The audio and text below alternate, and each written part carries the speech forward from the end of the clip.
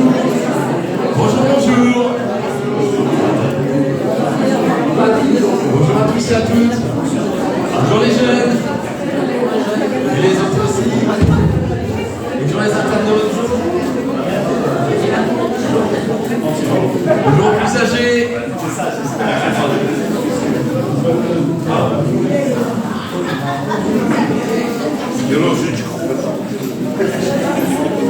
Que Dieu vous bénisse. Voilà, on va présenter ces moments. Voilà Dieu. Voilà, on est content d'avoir avec nous Jean-Marc et Alice, la meute. Que Dieu les bénisse abondamment au milieu de nous. Nous on les bénit, ils vont nous bénir aussi. Ouais, on espère. Non, mais déjà votre présence, ça nous bénit. Voilà, on va présenter ces moments. J'ai demandé à Sensio, s'il te plaît, de prier pour ces moments et ton épouse, elle est où? Ah, tu voudras bien prier aussi. Merci beaucoup. Seigneur, nous voulons bénir ton nom, te célébrer, ce matin encore, et cela réjouit notre cœur de nous ensemble dans ta maison, être ton peuple, Seigneur, que tu as établi dans cette ville, Seigneur, pour être cette lumière, Seigneur, sur ce monde perdu, afin que des âmes viennent à toi, nous te bénissons, Seigneur, parce que ton esprit dispose nos cœurs déjà à la louange, à la célébration. Seigneur, merci d'avoir préparé déjà cette journée et de dresser devant nous, Seigneur, une table avec des mets succulents qui viennent de ta part, toutes tes grâces et tes bénédictions. Dispose nos cœurs ce matin à toi. Seigneur, dispose nos oreilles, être, Seigneur, sensibles à la voix de ce que tu vas dire, et que ton esprit vienne conduire toutes choses. Nous prions pour ceux qui sont malades et qui n'ont pas pu se joindre. Visite-les, Seigneur, afin que nous ayons la même joie, Père, que ton nom soit béni, Christ.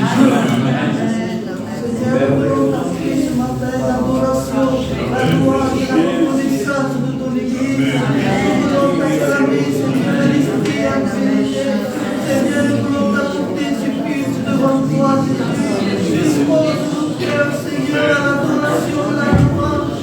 Bénis, Seigneur, ceux qui vont diriger les cantiques et de Seigneur, mon Dieu, je te prie pour la prédication de ta parole. Change nos cœurs, nourris nos cœurs, fais du bien ce matin, Seigneur, toi le Dieu de la bénédiction. Seigneur, parle dans nos cœurs, Seigneur, ce matin, par les dons spirituels, par les prophéties, les interprétations, Seigneur, conduis-nous par le Saint-Esprit. Seigneur, nous voulons t'apporter nos frères, nos soeurs, ce matin, nous voulons se joindre à nous, Seigneur. Mon Dieu, je te prie, Seieur, de les visiter, de les bénir dans le secours, Seigneur. Le Saint-Esprit agisse dans la prière, qu'il soit guéri, délivré, et béni par ta femme.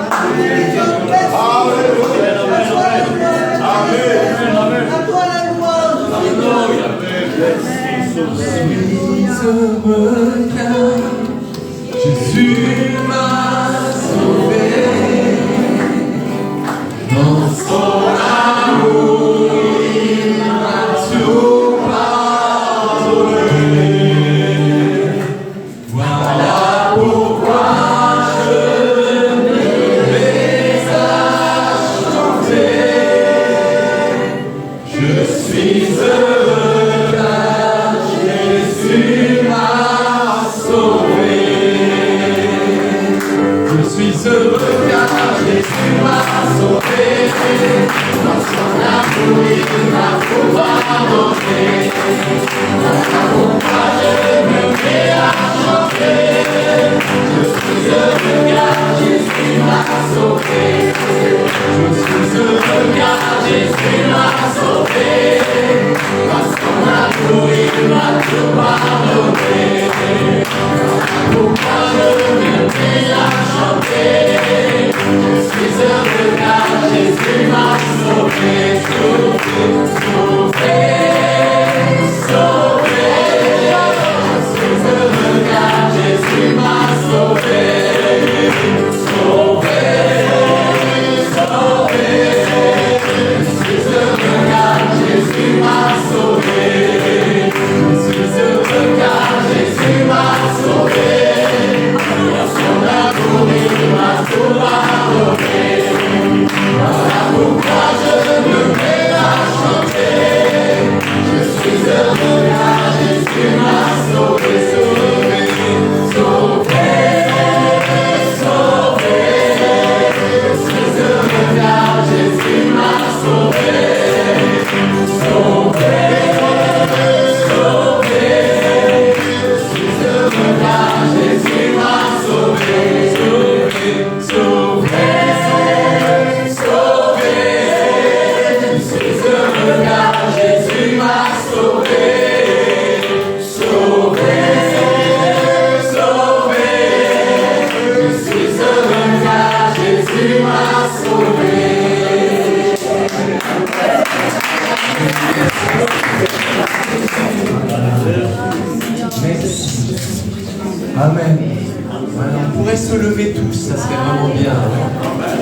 tous ensemble.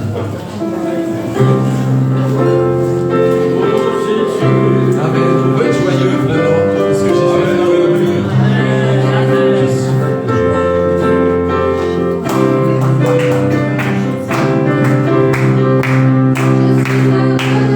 De venir t'adorer, et chanter. Je suis heureux de venir t'adorer et de venir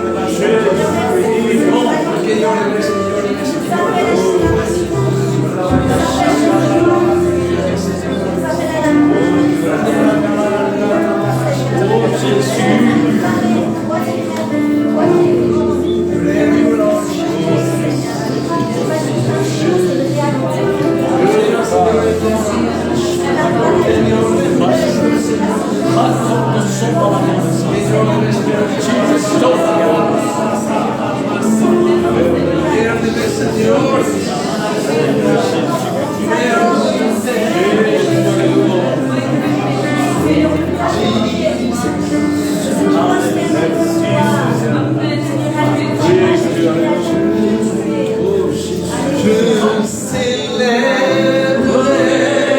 le nom de celui que mon cœur aime. Oui, je bénirai le nom de mon Sauveur. Je célébrerai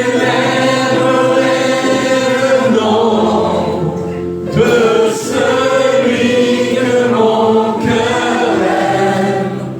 Oui, je bénirai le nom du Seigneur.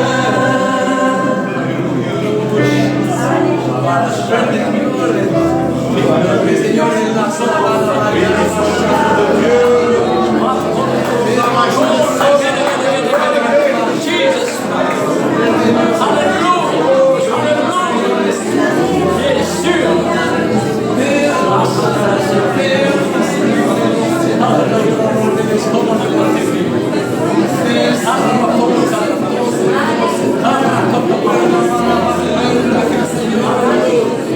Comment ne pas te louer, Seigneur?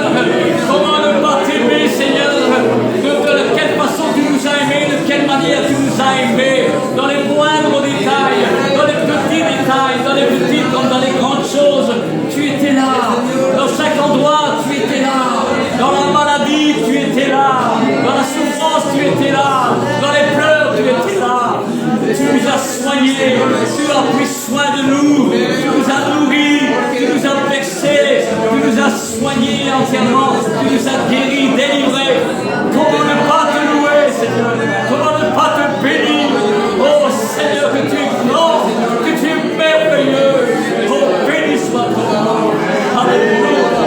Jésus. Notre Dieu, notre Père, à toi remet la gloire, Seigneur mon Dieu. Et Père, je veux te louer, Seigneur Jésus, parce que tu es mon Dieu, Seigneur Père. Et puis celui qui est venu me chercher là où j'étais, et abattu, et brisé,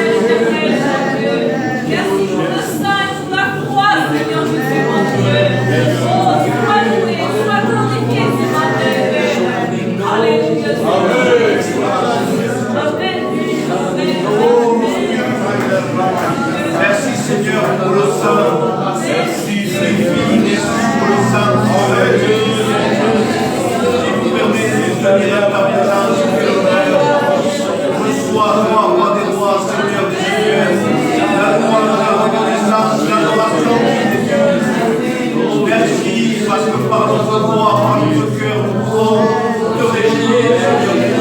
Nous voulons rentrer dans cette joie qui est la tienne. Merci Seigneur, reçois tout notre amour et la reconnaissance qui tu es. Gloire et honneur te soient donnés, Seigneur. Apportés à tes pieds. Merci Père de ma vie.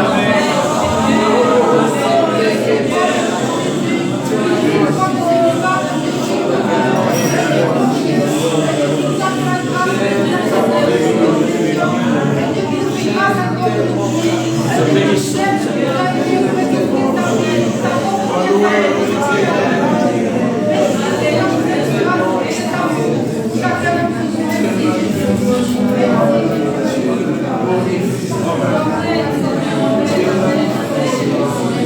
Voilà Jésus. Voilà Ô Père des Lumières, reçois de nos cœurs la louange et l'adoration qui s'élèvent ce matin. Seigneur mon Dieu, prosterné devant ta majesté, nous voulons acclamer, célébrer notre roi, notre Seigneur, notre libérateur. Te remercions, Seigneur mon Dieu, de tout notre cœur, pour l'œuvre de la croix, Seigneur, pour le tout accompli. Merci, Seigneur mon Dieu, pour la victoire de la croix, Seigneur mon Dieu. Tu as vaincu le péché, tu as vaincu la mort, tu as écrasé la tête du serpent. Seigneur mon Dieu, tu as fait de nous un peuple libre ce matin, libre pour t'adorer, libre pour te glorifier, libre pour t'exalter. Seigneur mon Dieu, nous ne voulons pas retenir le louange, mais ouvrir nos cœurs à toi, Seigneur, ce matin, et t'apporter la louange et l'adoration qui t'est due, Seigneur mon Dieu, ce matin. Nous voulons te couronner de louange, Seigneur. Nous voulons faire monter vers ton trône, Seigneur, la louange qui t'est due ce matin. Merci, Papa du ciel. Merci, Père éternel, pour le rachat de nos péchés, pour le salut de notre âme, pour la paix, la joie, la grâce et le privilège que nous avons de pouvoir, Seigneur, t'appartenir. Merci, Roi des cieux. Nous pouvons chanter, nous pouvons proclamer la joie, nous pouvons déclarer que nous sommes dans la paix, Seigneur, grâce à Jésus, grâce à l'œuvre de la croix. Merci, Papa. Alléluia.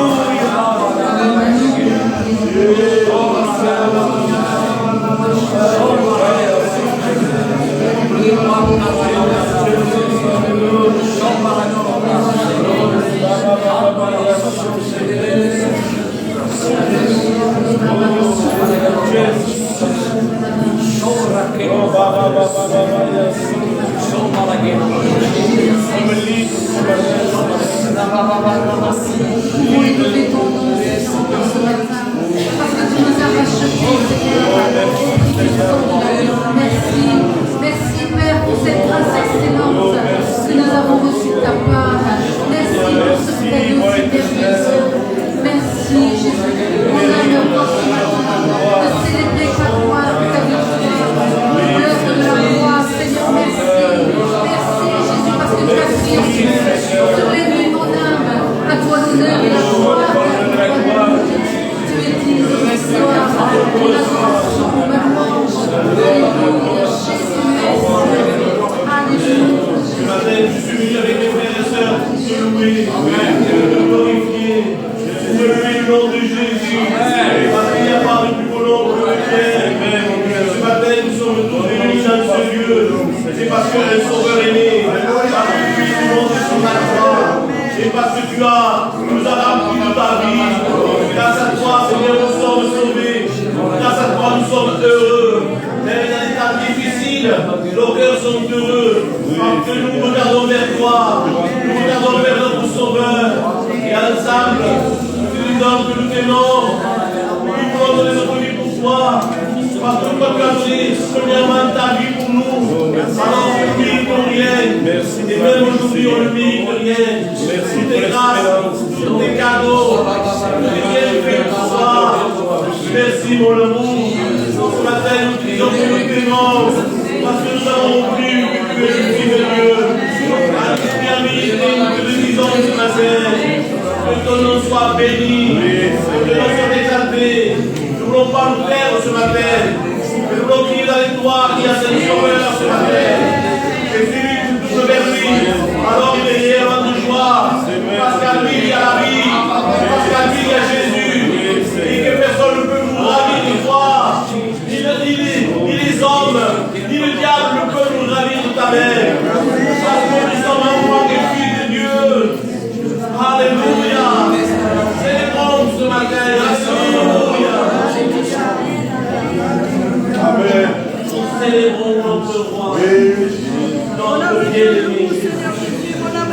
grâce, Seigneur. Merci, Seigneur, pour ta douce et tendre présence. Merci pour ton amour inconditionnel. Merci pour ton amour infini qui ne peut pas, on ne peut pas mesurer tellement il est grand, tellement il est infini, Seigneur. Merci, Seigneur, pour la croix. Merci pour ces souffrances qui nous ont donné la guérison de nos maladies et le pardon de nos péchés. Merci pour ton sang précieux qui nous a lavé, Jésus, qui nous a lavé de toute cette glorie que nous avions, Seigneur. Tu nous as lavé, tu nous as pardonné, tu nous as justifiés, Seigneur. Tu as fait de nous des enfants du Dieu créateur de tout l'univers et de tout ce qui existe. Merci, merci pour ce merveilleux privilège, Seigneur.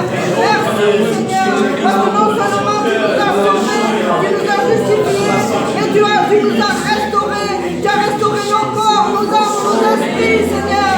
Alors, que ton nom soit exalté, ton nom soit exalté à tout jamais, Seigneur. Merci, Jésus, pour tout ce que tu nous as donné. Merci pour la croix. Merci pour le tout accompli. Merci, Seigneur, d'avoir brisé nos chaînes, d'avoir écrasé la tête du serpent et d'avoir fait de nous un peuple libre, Seigneur. Libre et reconnaissant, Seigneur. Qui te louons, t'exaltons, parce que tu es digne, combien de recevoir la louange et la reconnaissance et l'adoration de ton peuple, Seigneur. Tu as payé un grand prix, Seigneur, pour chacun de nous. Alors sois exalté, sois élevé, Seigneur Jésus. Alléluia, Seigneur. Cette pensée du Seigneur qui parle de Gilgal lorsque Élie et Élisée commençaient à faire le parcours jusqu'au Jourdain. Là, à Gilgal, il dit qu'il s'est arrêté et à un moment donné, c'est là que la pierre fut roulée. L'opprobre a été roulé pour nous. Et nous commençons une sainteté avec le Seigneur. Et je veux qu'on persévère. Comme Élisée a persévéré, a continué à suivre son maître jusqu'au Jourdain. Il est passé par Bethel, il y a la parole de Dieu. La parole de Dieu qui nous nourrit, qui est une force, qui est une arme. Dieu veut que nous soyons armés de bonnes choses, de la parole de Dieu, afin de persévérer lorsque Dieu nous demande, et d'aller jusqu'à Jéricho, là où il y a eu la malédiction par Josué, qui a été restaurée, qui a été la bénédiction à travers Élisée, a béni, tout ce qui était stérile est devenu fécond, et Dieu a béni comme il a béni les païens, de même il a béni aussi ceux qui n'étaient pas juifs, il les a bénis de la même manière. Là où il y avait la malédiction, il a mis la bénédiction. Il est arrivé aussi au Jourdain, là où il y a le baptême, où on est mort avec Christ, on est ressuscité avec Christ. Et là, il y a eu l'onction de Dieu qui est tombée sur Élisée. Et Christ nous a donné son onction en totalité. Nous n'avons pas une double onction, nous avons une onction infinie, sans limite. Merci Seigneur, nous te bénissons pour ta pensée. Alléluia. Persévérer, frère et frère.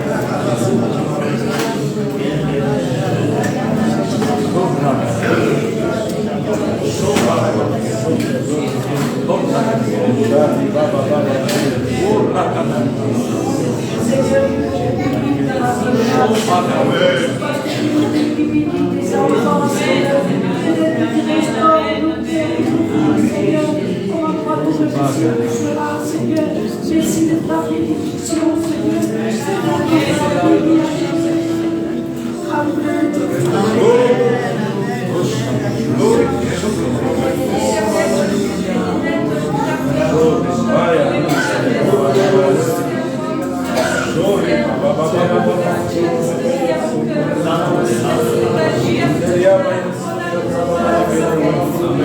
Amen.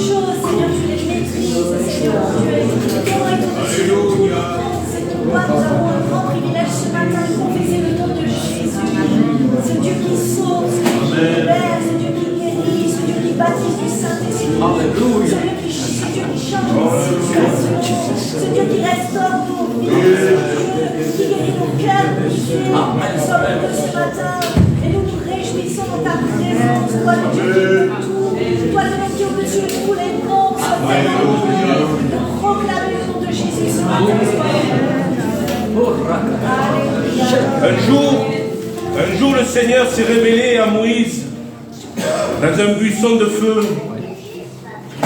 Et il lui a parlé, il lui a dit, je suis le Dieu de ton père, le Dieu d'Abraham, le Dieu d'Isaac, le Dieu de Jacob.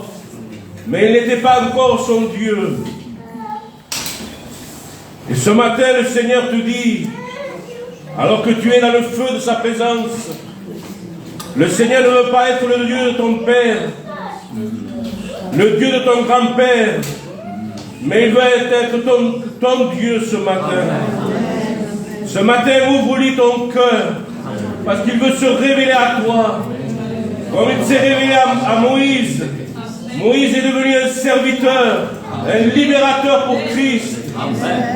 Dieu veut faire de toi la même chose. Il veut se révéler pleinement dans ta vie. Il veut transformer ton intérieur. Il va faire de toi une nouvelle créature. Un homme, une femme qui va servir à la gloire de Dieu. Ce matin, il veut être ton Dieu.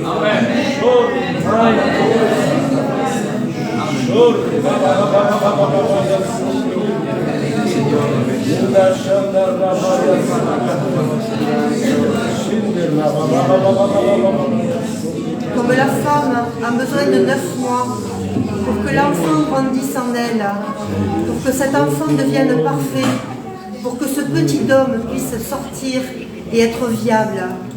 Le Seigneur a besoin de son temps. Peu importe celui qu'il prendra, il a besoin de son temps pour qu'en toi aussi, quelque chose puisse grandir, quelque chose puisse se développer, quelque chose puisse devenir parfait et abouti, de manière à ce que, quand ça arrivera au bout, le Seigneur puisse te dire, oui mon enfant, tu es parfait, tu es comme je voulais que tu sois, comme cet enfant qui a besoin de 9 mois pour se construire dans le ventre de sa mère. Alors persévère, de manière à ce que le Seigneur puisse faire cette œuvre parfaite en toi, et que comme l'enfant a besoin de 9 mois, le Seigneur puisse avoir le temps de faire cette œuvre parfaite en toi. Persévère. Merci. Merci.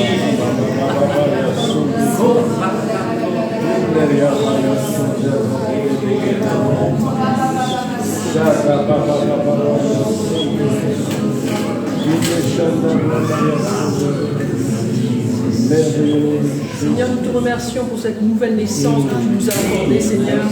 Cette nouvelle créature que tu as fait de nous, Seigneur. Et merci, Seigneur, car nous te sommes tellement redevables, Seigneur. Nous ne savons pas comment te dire merci, Seigneur. Mais Seigneur, tu mets dans nos cœurs la réalité que tu ne nous as pas transformés pour nous-mêmes, Seigneur. Tu nous as arrêtés à nous-mêmes et à regarder à l'intérieur de nous-mêmes, constamment, comme je peux le faire parfois, Seigneur, trop. Mais pour ouvrir les yeux sur l'extérieur, Seigneur. Alors Seigneur, alors que tu nous fais progresser, Seigneur, aide-nous aussi à ne pas oublier l'extérieur, Seigneur, les perdus, Seigneur, les gens autour de nous qui souffrent, Seigneur. Aide-nous à aller au-delà dans l'amour, Seigneur, comme Jésus l'a fait, Seigneur. Parce que cette nouvelle créature, Seigneur, elle est dotée et équipée pour faire cela, Seigneur. Alors nous te demandons de sortir de nos cercles, Seigneur, un peu fermés, et d'aller voir le nécessiteux à côté, Seigneur, et d'aller ouvrir nos cœurs et nos maisons, Seigneur, comme Jésus tu l'as fait. Alors dépose cela à l'intérieur de nos cœurs, Seigneur, profondément, Seigneur, qu'un feu brûle en nous, Seigneur, pour les autres, Seigneur, car à ce moment-là, Seigneur, puisque tu nous as fait une nouvelle créature, c'est parce que nous sommes capables de nous oublier, Jésus, comme tu t'es oublié pour nous, Jésus. Fais-nous vivre pour les autres, les uns les autres, Jésus. Fais tomber sur nous ce feu, Seigneur, nos cœurs qui se sont appauvris, qui se sont tournés vers nous, Seigneur. Nous te demandons pardon pour tant d'égoïsme. Seigneur, je te demande pardon pour tant d'égoïsme. Ouvre mon cœur, Jésus. Ouvre nos cœurs davantage aux autres, Seigneur. Que nous puissions porter le nom de Jésus avec honneur, gloire, et toujours que cette gloire soit la tienne. Nous te louons, Jésus, nous te bénissons, nous te glorifions, Saint-Esprit, et nous te remercions de ce que tu es en train d'opérer entre nous, en nous, Seigneur, dans nos églises, Seigneur. Merci, Jésus. Merci, bénis nos frères frères et nos sœurs de toutes les dénominations, Seigneur. Apprends-nous l'unité, Jésus. Apprends-nous l'unité entre nous, que ce n'est plus important d'aimer les uns les autres que de regarder à la justesse, à la justice, à avoir raison sur l'autre, Seigneur. Aide-nous, apprends-nous, Seigneur. Et je te le demande pour moi, Seigneur, aussi, car j'en ai probablement plus besoin que n'importe qui ici, Seigneur. Alors merci, Jésus, merci. Que ton nom soit loué à tout jamais, pour les siècles des siècles et dans l'éternité. Amen.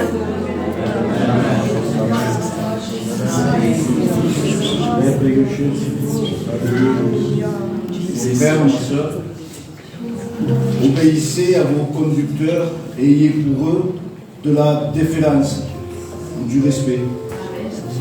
Car ils veillent sur vos âmes comme devant en rendre compte, qu'il en soit ainsi, afin qu'ils le fassent avec joie et non en gémissant, ce qui ne vous serait d'aucun avantage. Ainsi, mes bien-aimés, comme vous avez toujours obéi, travaillez à votre salut avec crainte et tremblement, non seulement comme en ma présence, mais plus encore maintenant que je suis absent. Car c'est Dieu qui produit en vous le vouloir et le faire selon son bon plaisir. Alléluia. Mon frère, ma soeur, et je vais encore vous montrer une voie par excellence. Alléluia. Quand je parlerai les langues des anges et des hommes, si je n'ai pas l'amour, je suis un airain qui résonne ou une cymbale qui retentit. Et quand j'aurai le don de prophétie, la science de tous les mystères et de toute la connaissance, quand j'aurai même la foi jusqu'à transporter des montagnes, si je n'ai pas l'amour, je ne suis rien. Et quand je distribuerai tous mes biens pour la nourriture des pauvres, quand je livrerai même mon corps pour être brûlé, si je n'ai pas l'amour, cela ne me sert à rien. L'amour est patient, il est plein de bonté, l'amour n'est point envieux. L'amour ne se vante point, il ne s'enfle point d'orgueil, il ne fait rien de malhonnête, il ne cherche point son intérêt, il ne s'irrite point, il ne soupçonne point le mal, il ne se réjouit point de l'injustice, mais il se réjouit de la vérité. Il excuse tout, il croit tout, il espère tout, il supporte tout. Et l'amour ne périt jamais. Les prophéties prendront fin, les langues cesseront, la connaissance disparaîtra. Car nous connaissons en partie, nous prophétisons en partie. Mais quand tout ce qui est parfait sera venu, ce qui est partiel disparaîtra. Lorsque j'étais enfant, je parlais comme un enfant, je pensais comme un enfant, je raisonnais comme un enfant. Lorsque je suis devenu homme, j'ai fait disparaître ce qui était de l'enfant.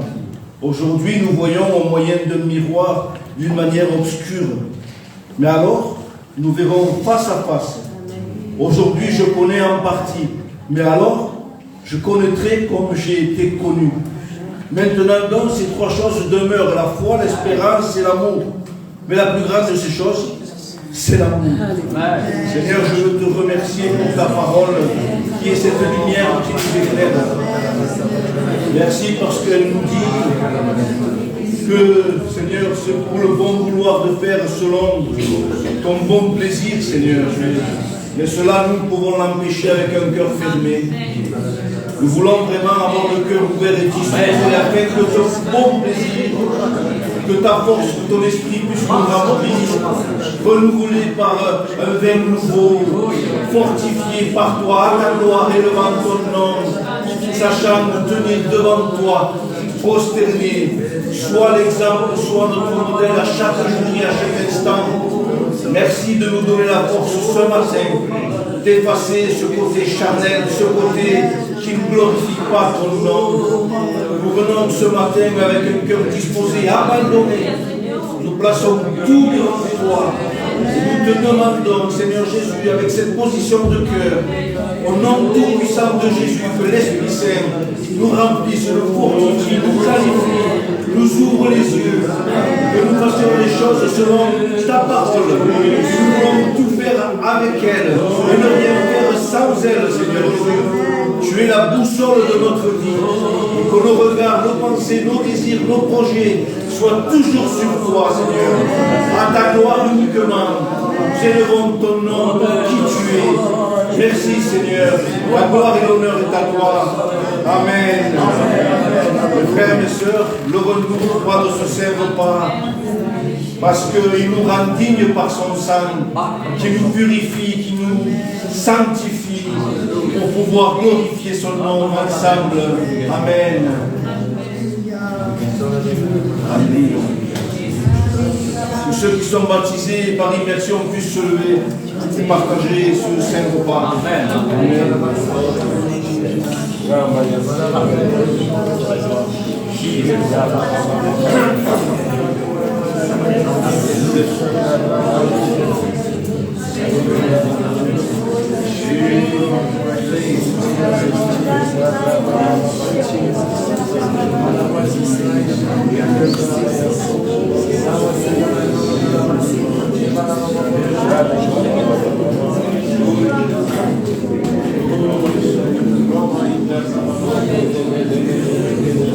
Seigneur Jésus, merci je te remercie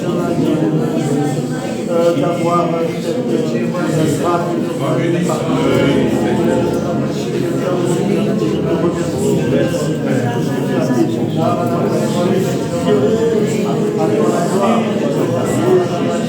la victoire.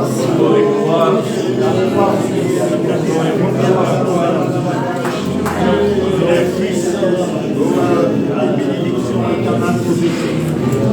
À toi la gloire et la honneur. Et nous donnons pour la fière de Dieu. Au nom de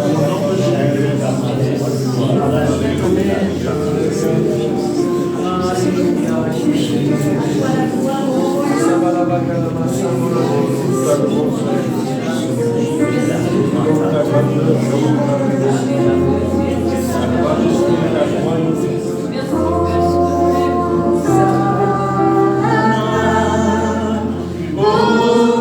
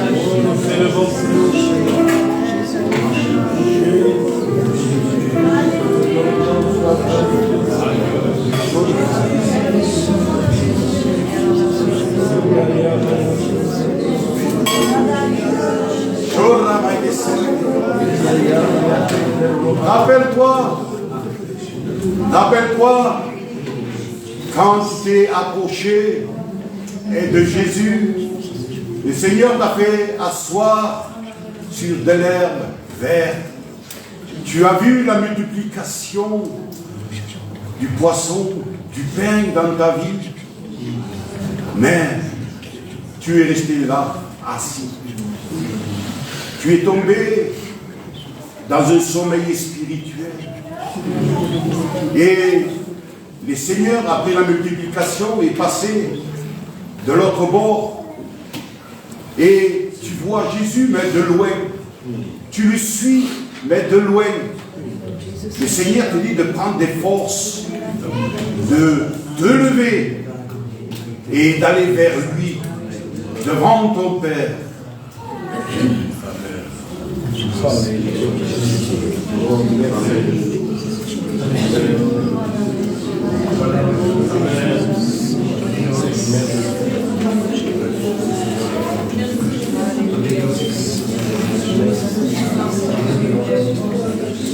Seigneur mon Dieu, tu es le prince de la paix, Seigneur, et nul n'est comme toi, ô Dieu. Nous étions attachés, liés par le péché, Seigneur, mais par la grâce de Dieu, par l'œuvre de la croix, nous sommes délivrés. Mon Dieu, merci. Tu es le Dieu de notre salut, Seigneur. Merci, mon Dieu, tu nous as réconciliés, mon Dieu, avec Dieu le Père, et par l'œuvre de la croix. Oh Dieu, ton sang coule toujours, et ton œuvre est toujours d'actualité. Mon Dieu, merci. La grâce coule. Oh Dieu, à toi la gloire ce matin, à toi l'honneur ce matin. Merci, le prince de la paix demeure au milieu de nous, oh Dieu. Tu vis à nous, Seigneur. Tu es le prince de la paix. Tu es au milieu de l'agitation, au milieu du trouble, de la panique. Nous proclamons, nous annonçons, nous déclarons le prince de la paix. Oh Dieu, merci. Merci ce matin. Alléluia. Merci Jésus. Merci mon Dieu. On se voit vraiment peut-être juste un petit cœur. On va laisser la place à Jean-Marc. Juste qu'on se lève ensemble et j'aimerais qu'on le chante. Peut-être comme jamais on l'a chanté. Peut-être d'ailleurs jamais vous l'avez chanté, mais c'est possible aussi. Mais qu'on puisse le chanter avec tellement d'enthousiasme, tellement de joie pour tout ce qu'il a fait pour nous. Amen.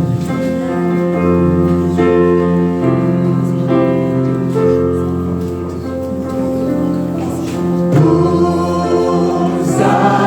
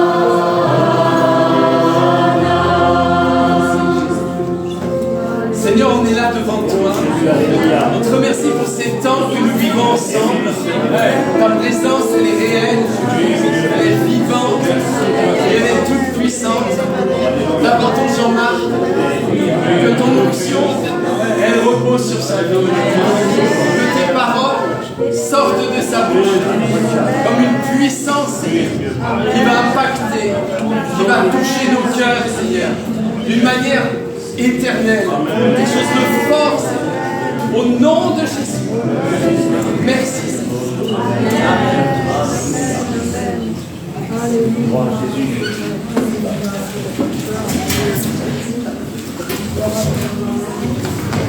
Voilà, bonjour à tous.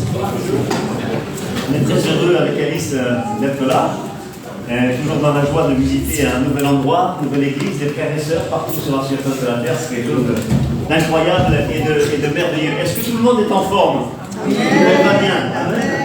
Voilà, si ça ne va pas, ça va être mieux après, parce que le Seigneur fait toujours des choses incroyables. Est-ce que vos cœurs sont en feu pour Jésus? Oui. Est-ce que vous êtes prêts à entendre une parole de Dieu ce matin? Amen. Gloire à Dieu. Alors dis-le à ton voisin. Jésus, une parole de Dieu pour toi ce matin. Il va te faire du bien, il va te bénir, il va te remplir, il va te parler. Alléluia. Encourage-le, fortifie-le, bénis-le, réveille-le. Peut-être, j'espère pas. J'espère pas. Quand Jésus est là, il se passe toujours quelque chose. D'accord? J'ai la voix un petit peu cassée, mais c'est.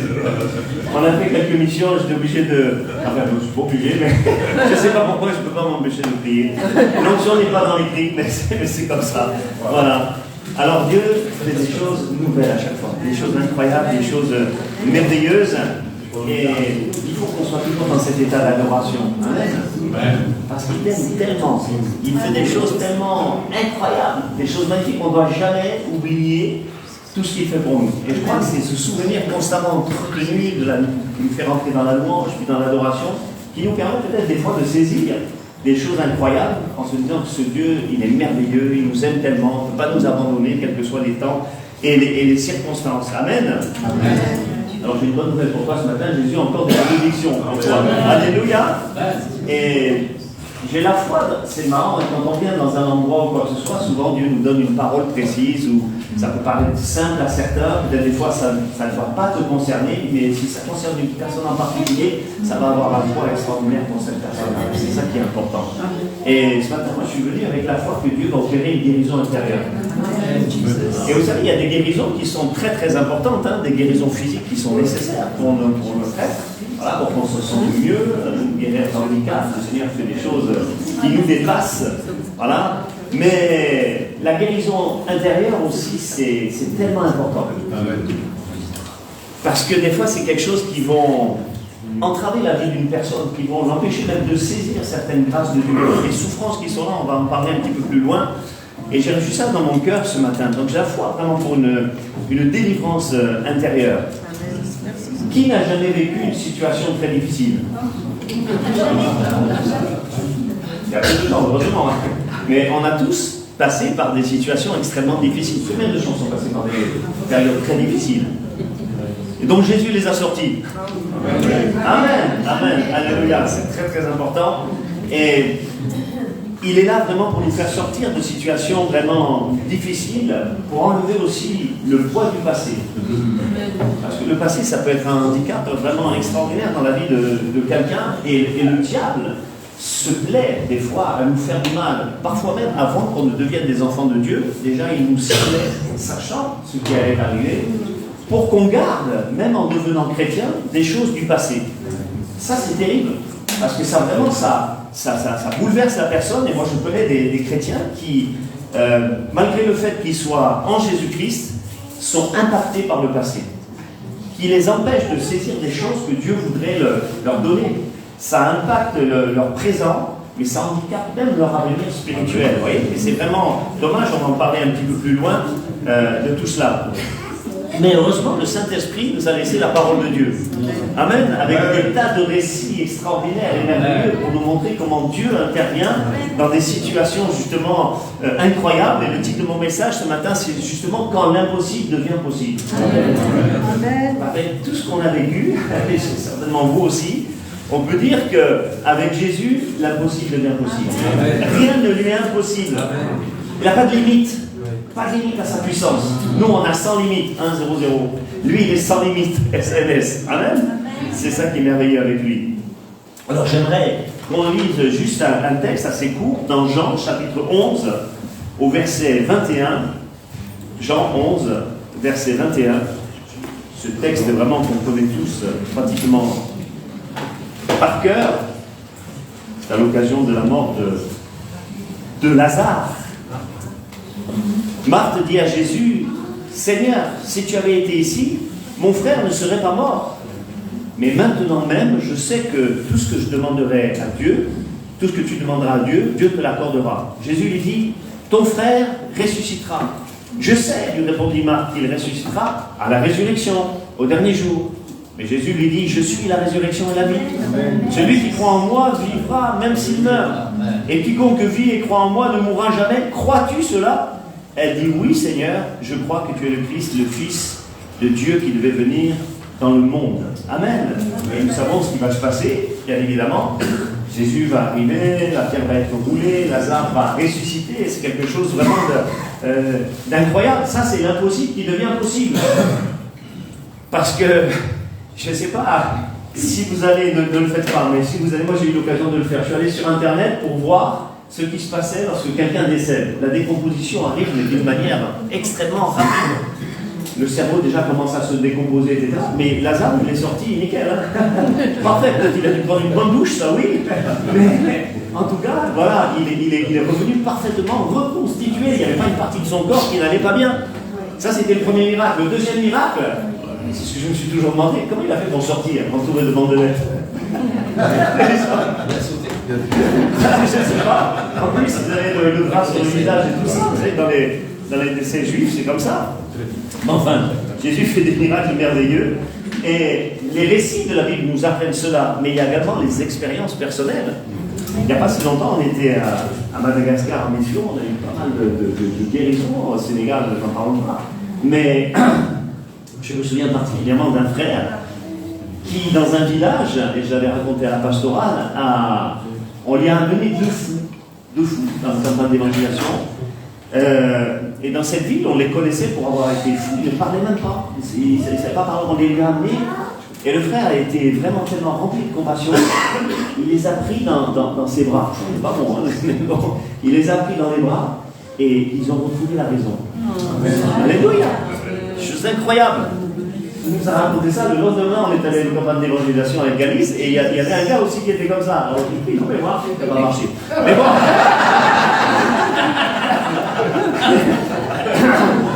Je n'ai pas le ministère des fous. C'est comme ça. Mais en tout cas, Dieu fait des choses incroyables. Honnêtement, j'en ai vécu d'autres. Récemment, je suis allé chez un cardiologue parce qu'il y a 7 ans, j'ai eu un problème de cœur, un problème de valve, de la valve aortique. Vous voyez ? Et il m'avait dit, mais monsieur, c'est en train de. Voilà, vous allez avoir une opération du cœur. On va vous mettre une valve artificielle parce que vous êtes trop jeune. Comme ça m'a fait plaisir. Mais on est obligé de faire une opération à cœur ouvert. Mais là, récemment, on est allé voir le cardiologue, parce que je le vois tous les 2 ou 3 ans. Et il n'y a pas si longtemps, on avait prié pour la guérison du cœur.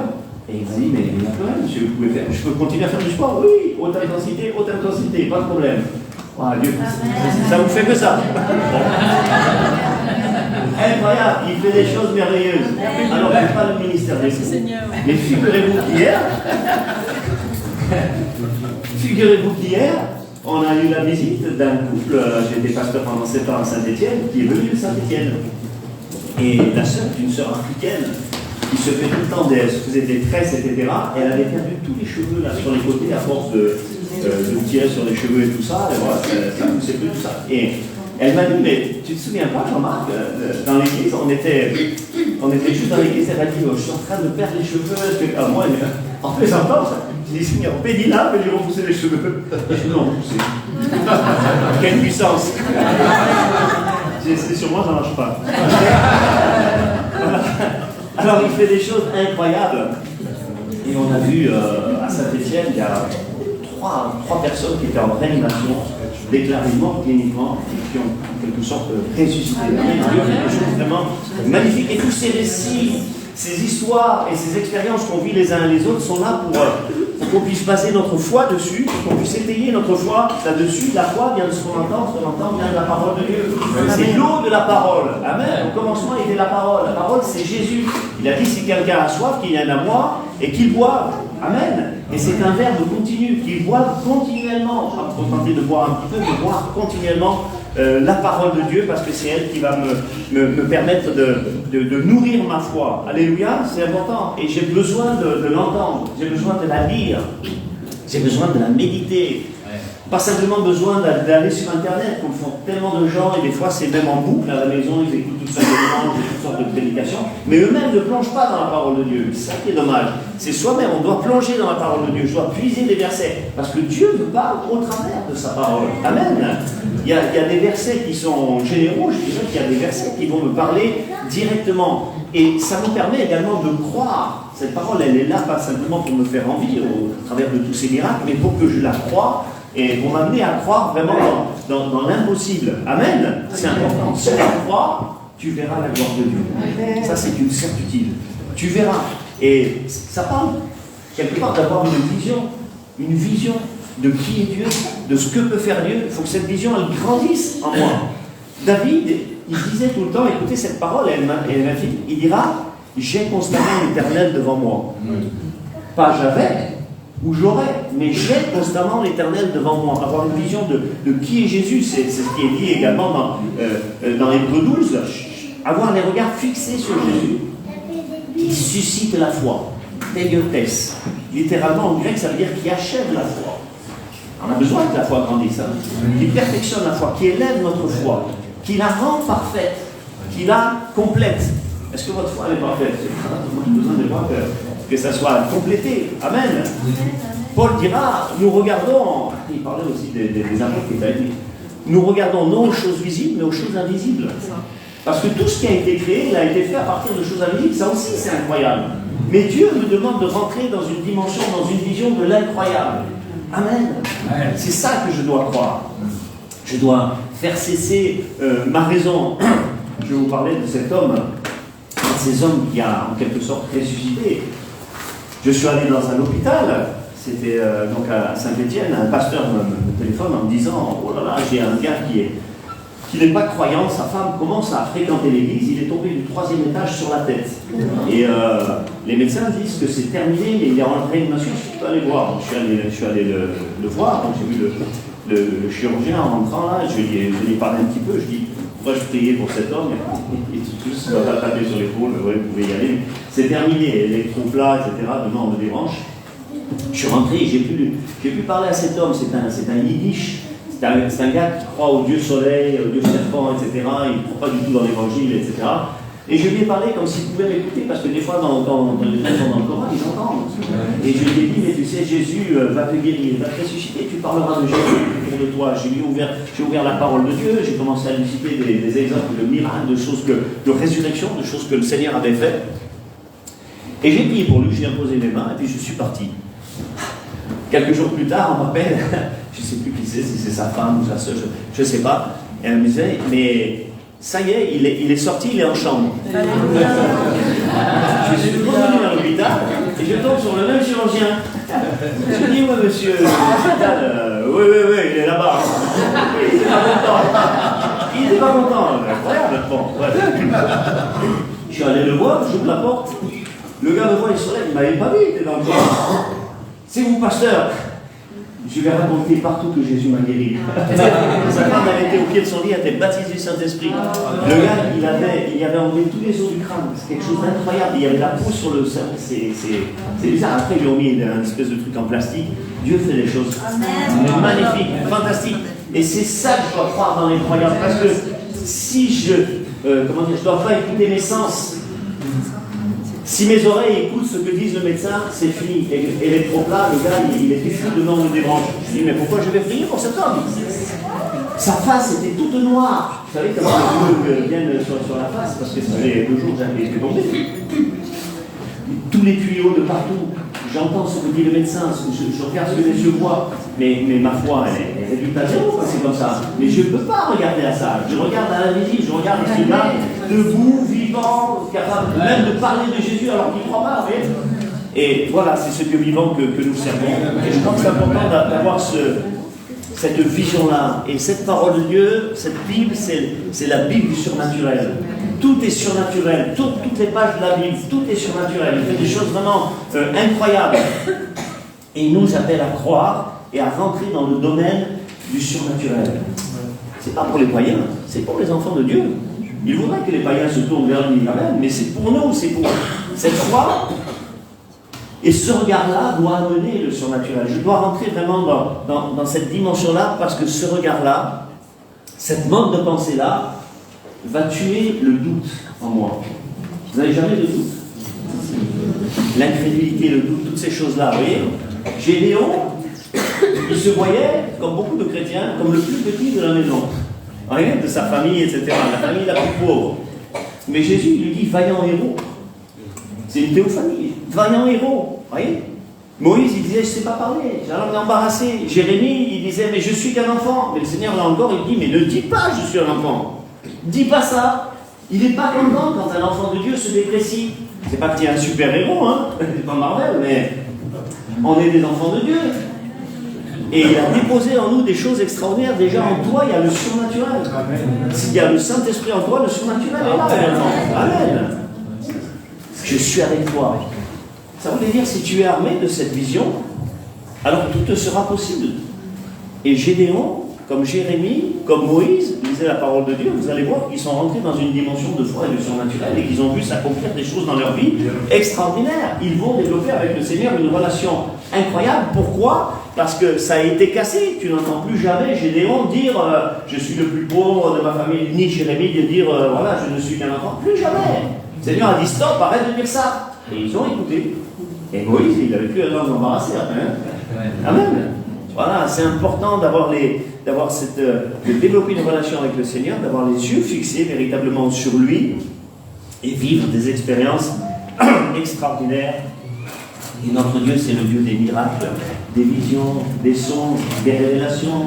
Les choses révélées sont à nous. Elles sont à nous, c'est ce que dit la parole de Dieu. Voyez ? Et ils n'ont plus jamais été les mêmes. Et ce sont des paroles que j'ai retrouvées. Qui a entendu parler de la veille d'Asbury dans le Kentucky aux États-Unis? Il y a eu un réveil dans cette faculté, mais plusieurs années auparavant, il y a eu plusieurs réveils. Vous voyez, des choses fantastiques. Ils ont même été obligés de détourner la circulation. Voilà, tous les hôtels étaient complets, des gens venaient de tous les pays. Ils ne pouvaient plus se réunir dans la salle plénière, les gens étaient sur le campus. Et il y a une phrase qu'ils ont dit, nous n'avons plus jamais été les mêmes. Amen. Et c'est dans cette dimension-là qu'il veut m'amener, que je ne sois plus jamais le même. Amen. Que je change, que je ne sois plus celui qui doute, que je ne sois plus celui qui est « Oh, je suis le plus faible, j'y arriverai pas ». Ou c'est pour les pasteurs. Je déteste cette phrase-là. Pour les pasteurs, pour les anciens. Non, non, non, non. Voici les signes qui accompagneront ceux qui auront cru. Amen. C'est pour ceux qui croient toutes ces choses-là. Et de croire que le Seigneur peut se saisir de choses qui nous paraîtraient futiles, méprisables, d'aucun intérêt, et regardez son son. Quand il doit se venger des Philistins, etc., il est rempli du Saint-Esprit, ils viennent sur lui, oh, les liens se cassent, etc., l'Esprit est sur lui, et tout de suite, il trouve une mâchoire d'âne. C'est le Saint-Esprit qui lui a montré. Il a pris cette mâchoire d'âne, il dira après un monceau, 2 monceaux, c'est énorme une mâchoire d'âne, c'est parce que vous avez déjà vu. Et avec ça, il va tuer combien? 1000. Pas 10 hommes, pas 100, 1000. Je sais pas, qui a déjà fait des sports de combat? Déjà, tu combats contre 10 hommes, qui est quand même assez balèze. 100, mais 1000. Il va bousiller 1000 hommes avec quelque chose de mort. Quelque chose qu'on aurait trouvé vraiment méprisable. Vous vous souvenez d'Élisée qui était décédé, c'était un squelette, il était une espèce de grotte. On a jeté un soldat syrien qui venait de le tuer, un ennemi en plus, syrien. Il touche les os d'Élisée, il ressuscite. Des os morts. Des os morts. Vous voyez, Rahab a été sauvée par un petit fille torsadé qui était à la fenêtre. Des choses qu'on aurait pu croire méprisables, mais elle et sa famille sauvées. Jérémie a été sorti de la citerne avec des haillons. C'est des vêtements décomposés, hein, qui ont servi de le sauver, qui auraient pu parier sur les haillons pour le sortir de là. Vous voyez, Paul a été descendu de la corbeille, quand le roi Arétas voulait le faire tuer, ils l'ont descendu avec une corbeille. Une corbeille. Et il y a des tas de choses comme ça qui nous semblent peut-être mortes, que le Seigneur peut utiliser ou apparemment inutiles, dont Dieu se sert pour bénir, pour sauver. C'est là que ma foi doit grandir dans toutes ces choses. Le plus grand exemple, bien évidemment, c'est Jésus. Il n'avait ni beauté ni éclat, méprisé, abandonné, etc. Vous connaissez dans Ésaïe 53, etc. Et il est mort, lui aussi, sur la croix. Waouh, mais quelle puissance ça jaillit de quelque chose de mort. Le diable a cru que c'était fini, hein, il voulait que ça soit terminé, mais c'était pas terminé, au contraire. C'était là le début de la victoire. Et bien souvent, dans des choses qui nous paraissent mortes, jaillit la victoire. Quand tu meurs à toi-même, tu vas voir des choses incroyables que tu vas vivre avec le Seigneur. Amen. Si le grain de blé qui tourmentait en demeure, il va apporter de fruits.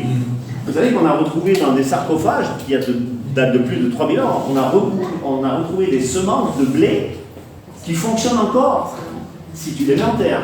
Mais tant qu'elles n'étaient pas en terre, elles ne bougeaient pas. Et on peut avoir une vie de chrétien, être dans l'église, donner sa dîme, être un bon chrétien, lire la parole de Dieu, mais toujours rester à cet état de semence qui ne va pas germer. Il faut que la carapace casse et que ça germe. Amen. C'est important. C'est pourquoi Dieu l'a souverainement élevé Jésus à cause de cette mort sur la croix. Et lui a donné le nom qui est au-dessus de tout nom. Et quand tu regardes tous les noms de l'Éternel dans la Bible, on ne va pas faire une étude là-dessus, mais ça serait vraiment trop long. Déjà, les noms en hébreu, mais aussi tous les autres noms qu'il nous donne. Melchisédek, le Dieu Tout-Puissant, Conseiller, Prince de la Paix, Père Éternel, Étoile du Matin, Pierre Angulaire, le Christ, le Messie, Jésus de Nazareth, le Roi des Juifs, le Roi des Rois, le Seigneur des Seigneurs, le Fils de Dieu, l'Alpha et l'Oméga, l'Agneau de Dieu. Mais il a aussi hérité d'un nom extraordinaire que le Seigneur lui a donné et qui correspond à ce que je veux dire ce matin par rapport à la guérison intérieure. C'est Ésaïe 58, verset 12. On t'appellera réparateur des brèches. Moi, je suis venu avec cette parole. On t'appellera réparateur des brèches. Amen. Pas seulement à l'extérieur, mais à l'intérieur. Pour restaurer, pour guérir, pour ressusciter. Je vais jusque-là, même ressusciter des choses qui étaient mortes dans ta vie. Il y a des enfants de Dieu qui ont moi, je ne supporte pas les choses du passé. Vous savez, même Ézéchiel parlera, quand il parle du diable, tu étais en Éden, tu marchais au milieu des terres précieuses, tu étais, tu étais, mais tu n'es plus. Et des fois, avant, j'évangélisais, hein. Je donnais des prospectus, je faisais partie de la chorale, je donnais des dons spirituels, frère. Mais maintenant, qu'est-ce que tu es indemné, il n'y a plus rien. Tu ne parles pas, tu n'agis plus comme tu le faisais avant. Il faut dire les choses cash. On n'est pas là pour enrober, hein. Et on ne doit pas être celui qui était, mais celui qui est. Et il y a des choses qui peuvent ressusciter. J'ai connu, quand on était pasteur à Marseille, un homme qui a quitté la Seigneur pendant 30 ans. 30 ans. Et un jour, il était sur la plage de la Marane, encore du côté de Pascal, il se baladait sur la plage et il rencontre un homme au bord de la mer qui commence à lui parler. C'était un missionnaire suisse. Et qui commence à lui parler, et le gars est revenu à Jésus à cause de ça. Il a retrouvé une place, il est revenu dans l'église, et il est devenu l'homme le plus fidèle que je connaisse. Amen. Voilà, Dieu fait des choses, même il peut ressusciter des choses dans nos vies. Même la personne la plus rétrograde, quoi qu'elle ne va pas revenir, ça casse la foi de croire ces choses-là. Dieu peut faire des choses fantastiques. Amen. Et il y a des choses qui peuvent nous briser. Déjà qui nous ont brisés dans notre passé avant même qu'on ne devienne des enfants de Dieu. Et ça peut être tellement de choses, peut-être dans l'enfance, des choses qu'on a vécues dans l'enfance qui nous ont fait du mal, des mauvais traitements, des coups, du mépris, l'abandon, le rejet, c'est déjà des choses horribles, le deuil, parfois le divorce, peut-être aussi des abus moraux, et tellement de mal aux gens, vous savez, les mots des fois ça fait plus mal que les coups. Hein. Les abus physiques, des gens qui ont été battus. Moi, je me souviens d'un ami, quand on allait chez lui, ses parents, c'était tout le temps ça, c'est un bon à rien. Tu n'arriveras jamais à rien, etc. Plus tard, je me suis converti, je lui ai témoigné, il est venu dans la foi, mais il reste toujours un chrétien timide, il ne saisit pas les grâces de Dieu, il n'exerce pas les dons spirituels, vous voyez, parce qu'il se sent toujours incapable. Mais maintenant, tu es un enfant de Dieu. Il faut que le Seigneur opère une guérison intérieure pour briser ce que le diable avait déjà implanté. C'était comme une emprise qui est sur lui, vous voyez. Mais il faut briser ça, il faut casser ces choses. Et le Seigneur, il vient pour faire ça, il vient pour faire. En quelques secondes, nous on l'a vu, je ne sais pas comment, mais dans plein d'églises où je vais, des tas de gens qui ont vécu même des abus sexuels, des hommes comme des femmes. Et on est sidéré avec la liste, des fois 20 personnes qui viennent à l'appel, qui ont vécu ces choses dans les églises. C'est horrible, mais ils ont besoin de guérison. Celui qui se tait, il n'aura pas la guérison. Tant que je me suis tué, mes os se consument dedans de moi, les amis. Mais quand il a parlé, vous voyez, les choses ont éclaté. Et il a pu être guéri. Et c'est tellement important. Il y a aussi les abus spirituels. Ça existe. Hein. Les gens se comportent comme des gourous, ils font beaucoup de mal. Alors, tout Ça fait des blessures terribles, mais ce qu'il y a de magnifique, et c'est ce qu'on a dit, c'est que le Saint-Esprit, en quelques minutes, il fait ce qu'un psychiatre, un psychologue, un psychanalyste ne pourrait pas faire en plusieurs années. Oui. Et lui, il fait les choses, et il fait ressusciter dans la vie des gens des choses merveilleuses. Et je me souviens notamment d'une jeune fille qui vient à l'imposition de mes mains, comme ça, on prie pour elle, et on était arrivé juste à Saint-Denis. Elle tombe par terre, elle commence à crier, mais ça, c'est pas un démon, ça. Ça, c'est pas un démon. C'est une souffrance tellement forte qui est sortie d'elle. Quand on a pu parler, elle dit qu'elle s'est souvenue, elle ne s'est jamais souvenue avant, hein. C'est comme si le cerveau avait bloqué. Elle s'est souvenue qu'elle avait eu un abus sexuel, que son père, c'est son père qui abusait des 4 filles de la famille, avait abusé d'elle. Vous imaginez, mais elle me dit, mais pourquoi le Saint-Esprit a permis que maintenant je me souvienne et que ça fasse tant de mal? Parce que tu n'étais pas guéri, tu n'étais pas guéri. C'est même quelque chose qui était au fond de toi, ça t'a enfermé là-dedans. Et effectivement, il y avait plein d'autres blocages. Elle a été complètement libérée. Maintenant, elle sert le Seigneur de manière extraordinaire. J'ai vu tellement de gens comme ça. Parle-en à ton pasteur.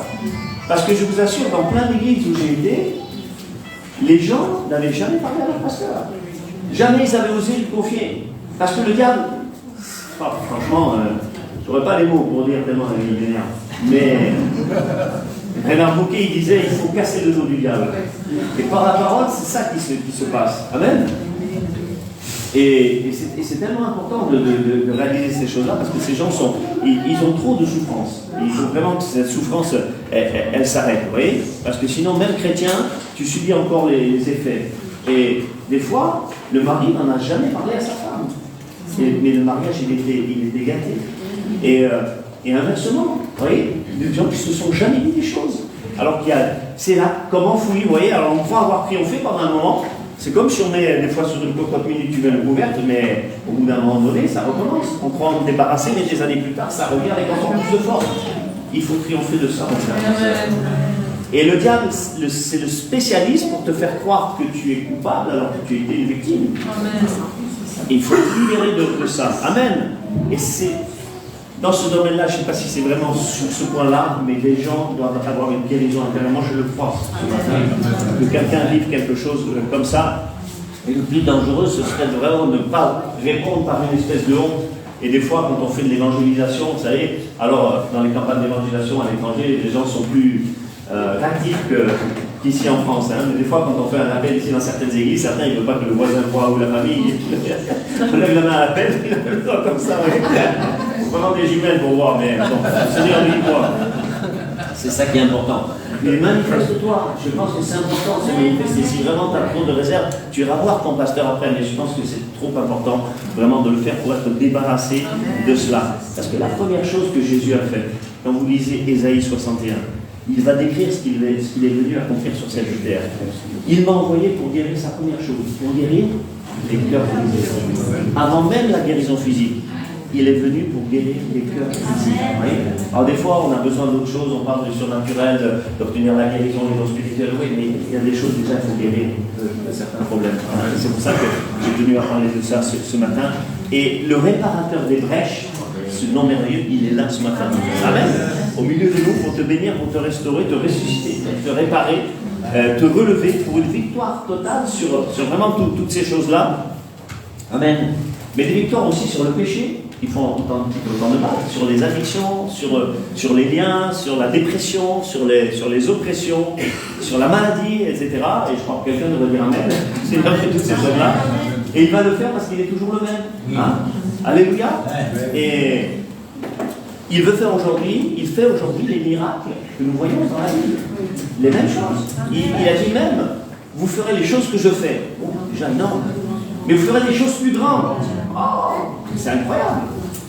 Philippe enlevé. Jamais Jésus n'a été enlevé. Hein. Il allait à pied, mais l'Esprit fait des choses vraiment fantastiques. Le coup de l'ombre. Le Seigneur l'a jamais fait. Hein. Les mouchoirs de Paul. Des choses plus grandes. Et ces choses-là sont pour nous. Parce que le livre des Actes, il ne s'est pas arrêté au chapitre 28. Il continue encore. Amen. Et il continue à écrire le livre de ta vie. Au travers de ta vie, au travers de nos vies, il est encore en train d'écrire. Mettons pas de point, de virgule, c'est à lui de le faire. Oui. Et lui, ça continue, il continue d'écrire beaucoup de choses qui vont s'accomplir et pour lesquelles tu le glorifieras pour cela. Amen. parce qu'il a encore des choses en réserve pour toi. Il a pour nous de l'avenir, de l'espérance. C'est une vérité. Amen. Et pour que tu n'oublies jamais, il faut que tu saches qu'il y a de la puissance dans le nom de Jésus. Il y a de la puissance dans le sang de Jésus. Il y a de la puissance dans la personne de Jésus. Il y a de la puissance dans la présence de Jésus, dans la parole de Jésus. Alléluia, dans les actions de Jésus. Pour détruire les œuvres du diable. Je suis venu pour détruire les œuvres du diable. Par la prédication, on détruit les œuvres du diable. C'est comme des flèches qui sont lancées comme cela. Quand tu témoignes, tu détruis les œuvres du diable. Quand tu pries pour quelqu'un qui est possédé, qui est délivré, tu détruis les œuvres du diable. Quand tu guéris un malade, tu détruis les œuvres du diable. Tes prières détruisent les œuvres du diable. Amen. Est-ce que vous êtes toujours avec moi? Bon, je vais terminer parce que c'est déjà un peu avancé. C'est bien ici, il n'y a pas d'horloge. Voilà. Alors, je vais terminer parce que ça ne sert à rien vraiment d'être long, de tout se saisir des choses. Je vais terminer avec l'histoire de cette femme qu'on trouve dans le livre des Rois, au chapitre 5, où il est question de cette femme qui a accueilli Élisée et son serviteur Géasi, et elle a eu à cœur, une fois la générosité c'est important, de lui construire une chambre haute, un bâtiment à l'étage, donc à l'étage. C'est extraordinaire. Et cette femme n'avait pas d'enfant, et Élisée a voulu vraiment faire quelque chose pour elle. Parce que Dieu, quand on fait des choses pour lui, il aime faire des choses pour nous. D'où la générosité. Et cette femme n'avait pas d'enfant. Élisée lui a dit qu'elle aurait un enfant. Effectivement, elle a eu un enfant. Mais vous vous souvenez ce qui s'est passé par la suite? Cet enfant est décédé. Il était un peu plus grand. Avait-il 5 ans, 10 ans? On ne sait pas. La Bible ne le précise pas. Toujours étant qu'il était avec son père, avec les moissonneurs. Et certainement la chaleur à l'intérieur de la moisson. C'est en Israël, il fait pas mal de choses. Il a dû choper une installation. Et le petit est mort sur le genou de sa mère. Donc on lui a ramené. Et elle a couru vers Élisée. Et Élisée est venu, d'abord vous connaissez l'histoire, envoyé Géasi, il a donné son bâton, mais il ne faut pas avoir le bâton de Géasi, il faut avoir son bâton, son propre bâton de foi, etc. Et ça n'a pas marché parce qu'on connaît Géasi, un drôle de gars, valet de la vision, mais il n'avait aucune vision. Et voilà. Et ce garçon, il a ressuscité. Mais l'histoire encore continue, et elle nous dit que Élisée va dire à cette femme, à un moment donné, il va y avoir 7 années de famine. Il faut que tu partes du pays, dans le pays des Philistins, pour pouvoir survivre pendant ces années de famine. Et puis, au bout des 7 ans, elle est revenue. Donc le gamin, vous imaginez, il était déjà grand, il va avoir plus de 20 ans. Et quand elle est revenue, eh bien, certainement que son bien a été squatté, ce qui arrive souvent dans ces cas-là. Et elle est allée, la preuve, c'est qu'elle est allée voir directement le roi, pour lui dire, voilà, je voudrais récupérer les biens, etc. Et chose incroyable, à ce moment-là, parce que vous avez vu l'histoire, Géasi avait été convoqué par le roi, qui voulait en savoir plus sur les miracles et sur ce qui s'était passé avec Élisée. Et justement, à ce moment-là, Géasi était en train de lui raconter l'histoire que cette femme avait vécue, la naissance miraculeuse du garçon, la résurrection miraculeuse du garçon, etc. Combien d'histoires il avait raconté? Énorme. Mais il a raconté celle-là. Qui est-ce qui croit au timing de Dieu? Quand elle arrive juste à ce moment-là, à cet endroit-là, précis. Dieu fait des choses, mais vraiment extraordinaires, incroyables. Et le roi va lui donner à cette femme, il va lui donner un élu, un serviteur. Et il va lui redonner ses terres, donc pour qu'elle ait été attendue, et il va lui redonner le produit qu'elles auraient produit pendant les 7 ans. Elle repart avec une fortune. Amen. Amen. En ayant récupéré tous ses biens. Voilà ce que fait le Seigneur. Il fait des choses extraordinaires, merveilleuses, alors qu'elle n'avait plus rien, tout d'un coup elle se retrouve avec beaucoup. Amen. Alors, moi je crois profondément que le Seigneur veut faire les mêmes choses pour toi. Amen. Alléluia. Mais il y a des choses qui vont nous permettre de recevoir. J'appellerais ça les conditions de réception. Et c'est la foi. Elle a cru dans la puissance d'un Dieu très haut, d'un Dieu sans limite, plein d'amour pour elle. C'est pour ça qu'elle a reçu toutes ces choses. 2, il y avait la compréhension. elle avait compris que seul lui pouvait faire quelque chose pour elle et qu'il ne donne pas pour reprendre l'histoire de son enfant, vous voyez. Et c'est important la compréhension.